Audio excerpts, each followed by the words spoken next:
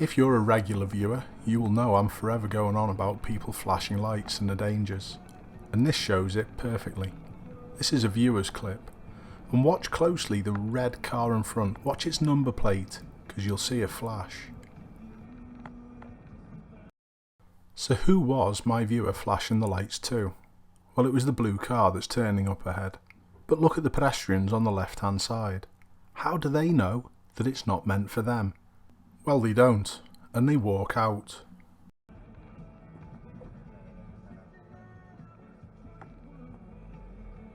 Let's have a quick look at this again. There's a couple of things I'd like to point out. First of all, the male pedestrian thanks our camera, and secondly, I'd like to think how quickly he actually walks out.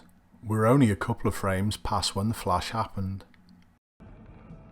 The other pedestrian was much more switched on to the dangers. Well done to you. Just remember, it can cause confusion. Don't bother.